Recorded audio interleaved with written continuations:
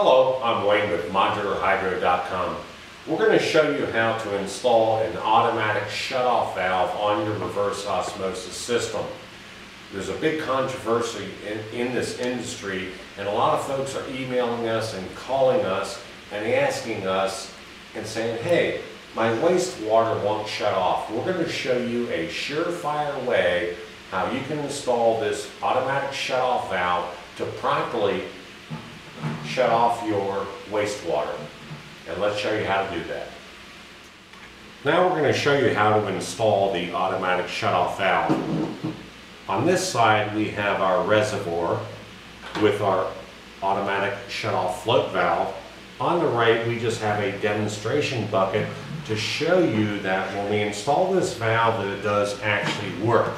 That's important because you see a lot of videos online, they show you how to install the valve, but they don't show you that it actually works. We're going to show you that.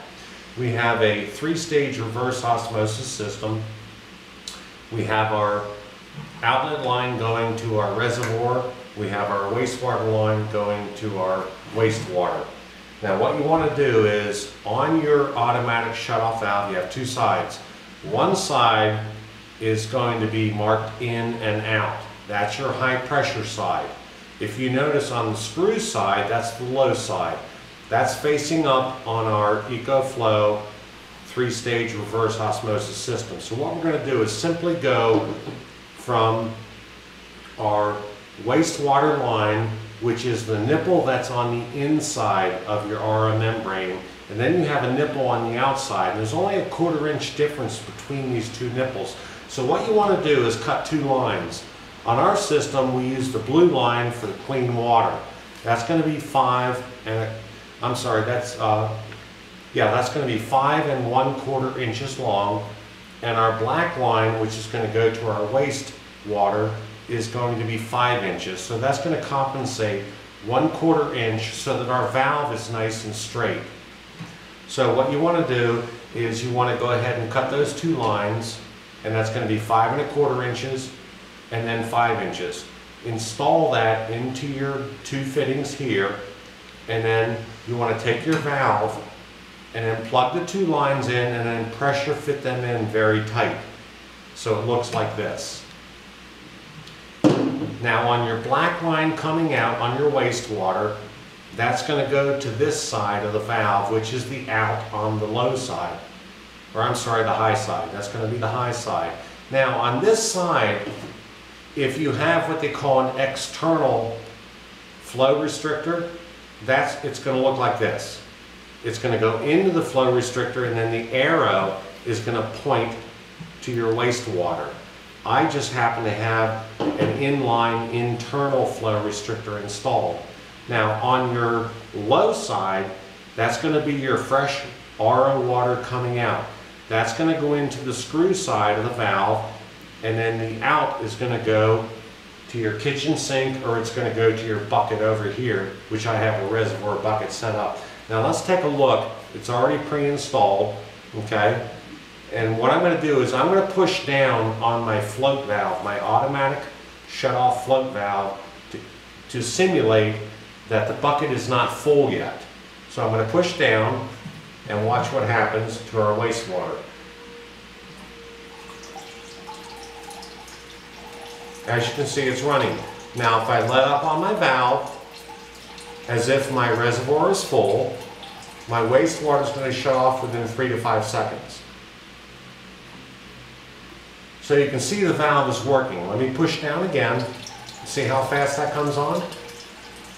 And then when I let up on my valve, like my reservoir is full, it shuts off. So many people are having problems with this. It is very simple to install. Now what you want to do with the EcoFlow systems, if you're going to install the automatic shut-off valve, you want to pull the membrane off and turn it around. You want the bracket facing you, just like this. So let's go ahead and recap on this again. The nipple that sticks out the furthest is going to be your clean RO water going into the valve on the low side. The exit of the valve is going to go to your reservoir over here. The high side of the valve is going to be your wastewater. Remember, when you're running an RO system, you'll always have more wastewater than you do have clean water. That's how you remember high and low side. The more wastewater, that's the high side of the valve. You want to make sure that the wastewater goes to the inside of the high side of the valve, and it says in, and then the other side says out. The out goes to your flow restrictor if you have an external flow restrictor, and then it goes to your waste bucket or into your drain line.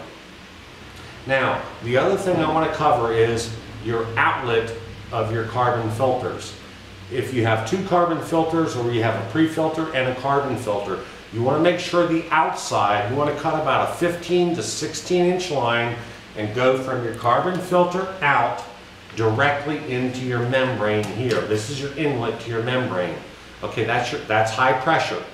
So you're going to go from the outside of your carbon filter to the in of your membrane filter. The other two connections are simply your wastewater line and your clean freshwater line, which is going to be your low side, your high side. And really that's all there is to it. And it will work perfectly every time. It's not that difficult to do. And remember, you have a 5 1/4 inch line and a 5 inch line. And that's really all there is to installing this. Again, I'm Wayne with modularhydro.com. For more informative videos such as this, go to modularhydro.com. Thank you.